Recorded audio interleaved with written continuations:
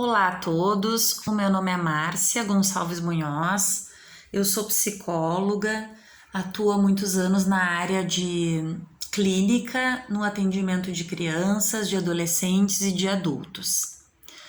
Gostaria então hoje de agradecer o convite para participar dessa videoconferência, em nome da presidente do Instituto dos Advogados do Rio Grande do Sul, a doutora Sulamita Santos Cabral.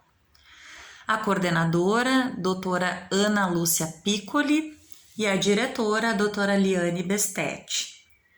Estendo também os meus agradecimentos à jornalista Terezinha Tarcitano, que com grande disponibilidade e gentilmente oportunizou a minha presença aqui. O título dessa videoconferência é o Desenvolvimento Emocional das Crianças na Pandemia, Impactos e Desdobramentos. O que eu gostaria de conversar aqui hoje com vocês, ele parte muito de uma ideia que eu costumo ter no meu trabalho clínico como psicoterapeuta. Eu penso que o melhor que eu posso construir com os meus pacientes é a ampliação das suas capacidades de pensamento, de análise e de reflexão sobre suas próprias experiências. Pensar sobre o que se vive é muito salutar. É através do pensamento que nós nos tornamos mais livres para conduzir as nossas vidas e vivê-la de acordo com o que nos faz sentido. E este é um caminho muito individual. Portanto, o que eu trago aqui hoje nessa videoconferência é uma ideia de juntos ampliarmos as nossas reflexões sobre o período que estamos vivendo, que certamente é um período de muito mais dúvidas e hipóteses e conjecturas do que propriamente certezas em relação ao que o futuro nos aguarda nesse pós-Covid.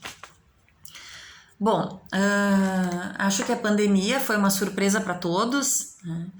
Rapidamente nós tivemos que adaptar as nossas vidas a um modo extremamente diferente do qual vivíamos.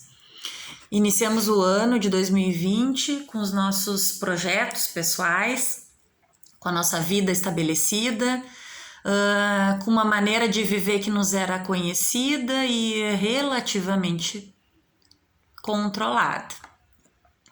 Janeiro e fevereiro foram meses de férias, de festas, de carnaval. Isso num país como o nosso, o Brasil, onde a efervescência da vida se situa nesse período. Então, iniciamos março com a nossa rotina estabelecida. Para quem tem filhos, a rotina das crianças também organizada, o calendário escolar estruturado. E 2 a 3 semanas a seguir, tudo fechou. De uma certa maneira isso foi muito novo e nos invadiu com uma brutalidade nunca antes vista. Esse desconhecido se sobrepôs e, para preservarmos as nossas vidas e a vida de quem amamos, entramos em uma situação de isolamento que não foi local, foi mundial. E nessa quarentena, que a princípio seria breve, já estamos há 6 meses. E sem grandes garantias de que a vida volte como era antes, pelo menos tão brevemente. Então, dentro disso, nós passamos por diferentes momentos, muito relativo e muito parecido a um processo de luto. Porque de uma certa maneira nós tivemos que lá em março fazer um luto de uma vida e de um mundo que nós conhecíamos, né? E que fomos perdendo. Então, como num processo de luto, essas etapas foram se sucedendo. Lá no início, na nossa onipotência, nós negamos a possibilidade de existência de uma pandemia. Quando que nós imaginamos que o que estava acontecendo lá em Wuhan poderia chegar aqui?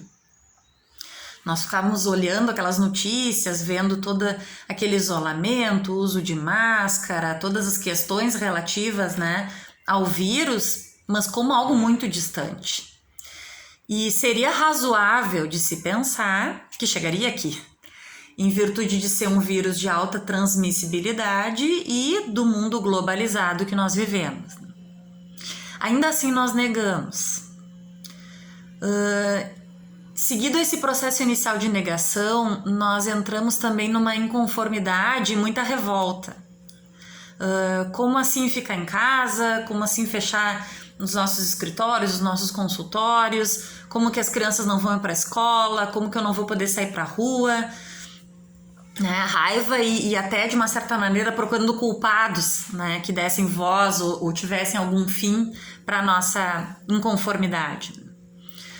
Para muitos isso significou abrir mão totalmente do seu trabalho e para todos, de uma maneira geral, não poder se relacionar com as pessoas próximas, importantes da nossa vida.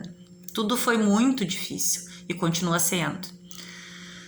Mas passado esse período, nós vivemos então um período de maior resignação, onde, uma vez que nós não tínhamos escolha, cabia a aceitação dessa nova vida.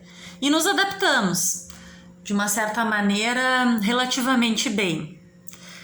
E agora, penso eu, nós estamos vivendo um período interessante que, junto com essa aceitação e adaptação, vem a possibilidade de reflexão sobre o que estamos vivendo. E dentro dessa reflexão, nós estamos inclusive tendo possibilidade de pensar nos ganhos que possamos ter nesse período de tamanha complexidade. Tem sido muito comum, eu escuto, talvez vocês escutem, talvez seja o relato de vocês também, de adultos que descansaram das suas vidas corridas, das surpresas que o trabalho em home office tem trazido e das possibilidades de uma vida em família com mais tranquilidade. As pessoas estão respirando mais, estão tendo mais tempo. Então, passado esse susto inicial lá de março, me parece que gradativamente as famílias foram se adaptando nas suas casas e nas suas rotinas. Mas e as crianças, diante de tantas transformações? O tempo na infância, ele tem uma dimensão completamente diferente da vida adulta. 6 meses num desenvolvimento infantil equivalem a muitos anos na vida de um adulto. Então, inúmeras têm sido as discussões entre nós, profissionais da área de saúde, sobre as repercussões futuras desse trauma coletivo que nós estamos vivendo na estruturação da personalidade das nossas crianças. Nós não temos certeza de nada. Nunca a ideia de que o trajeto só se faz caminhando foi tão atual. Nós não temos como sabê-lo a priori, embora a nossa ansiedade nos deseje fortemente que isto aconteça. Por ora, o que nos resta é trabalharmos no campo das hipóteses e fazermos as conjecturas que deem algum sentido à experiência em si. Nós temos percebido o relato de crianças mais ansiosas, agitadas, deprimidas, com distúrbios de alimentação, de sono, uma série de sintomas aí. Porém, de uma maneira geral, tem algo que tem nos surpreendido positivamente. As crianças não estão tão mal quanto imaginávamos, mas os adultos estão. Muito porque nós, adultos, estamos em contato com o nosso desamparo infantil, que é aquele relacionado à perda de uma ideia de mundo que nos sustentava. Quebra também das nossas ilusões, mas muito a ilusão de um mundo e de um modo de vida que nós imaginávamos ter controle. E muitas vezes são essas ansiedades do mundo adulto que acabam invadindo o universo da infância. Eu tenho percebido um certo descompasso entre o relato dos pais em relação aos seus filhos. As crianças, sem sombra de dúvida, tiveram muitas perdas. Convívio com os colegas, o ambiente escolar, o convívio com os avós, com um grupo de pares. Mas elas também ganharam muito. ganhos muito importantes. E esse é o contraponto que diferencia tanto a maneira como as crianças estão lidando com essa situação e os adultos estão lidando. Essas crianças, elas ganharam presença e elas ganharam tempo. Ela tem agora os seus pais em casa, ainda que esses estejam exaustos e assoberbados. Elas têm tempo para brincar, elas têm tempo para desfrutar o ócio e elas têm tempo até mesmo para experienciar o tédio. Um sentimento esse muito pouco conhecido na nossa sociedade pré-Covid e que era já uma sociedade denominada por muitos pensadores contemporâneos como a sociedade da correria e do cansaço. As crianças agora não precisam mais dar conta de tantas atividades e tarefas. Os eletrônicos, que antes eram vilões, têm sido aliados. Claro que aqui cabe uma ressalva. Os eletrônicos, quando usados em moderação e com limitação de tempo, eles têm sido muito importantes, porque eles têm feito com que o distanciamento seja físico, mas não afetivo, dos seus colegas e amigos. As crianças então jogam muito online, entram nos grupos de bate-papo com os colegas, e isso tem sido extremamente importante nesse momento. Através dessa tecnologia, então, eles continuam conectados e eles dão continuidade à sua vida relacional, dentro do que é possível. Portanto, dentro dessa ideia, é provável que muito mais difícil para as crianças que entrar na quarentena seja sair dela. E para isso nós vamos ter que nos preparar. Esse desafio nós vamos ter que enfrentar. Extremamente válido nesse momento são os questionamentos relativos ao novo normal. O que era normalidade? Pais e filhos exaustos, sendo sugados por uma rotina frenética e sufocante? Obviamente eu não tenho a ideia aqui de romantizar a pandemia, porque sem dúvida estamos vivendo um período muito triste da nossa história, que será um marco divisor das nossas vidas e relações. Mas, ao mesmo tempo, nós estamos tendo uma oportunidade única de repensar o nosso lugar e o nosso espaço no mundo. A procura por atendimento infantil tem aumentado significativamente. É provável que isso esteja acontecendo não só pelo mal-estar das crianças, mas porque também as famílias agora têm tempo para olhar para os seus filhos. O nosso antigo normal, ele já vinha extremamente falho. Muito antes da curva da Covid-19, nós tínhamos já uma outra curva bem mais invisível, mas que estava e está em franca ascensão, que é a curva dos quadros de aumento de ansiedade, depressão, distúrbios do sono, de alimentação e de dependência química. Sem citar o índice alarmante de casos de suicídio entre pré-adolescentes e adolescentes no mundo.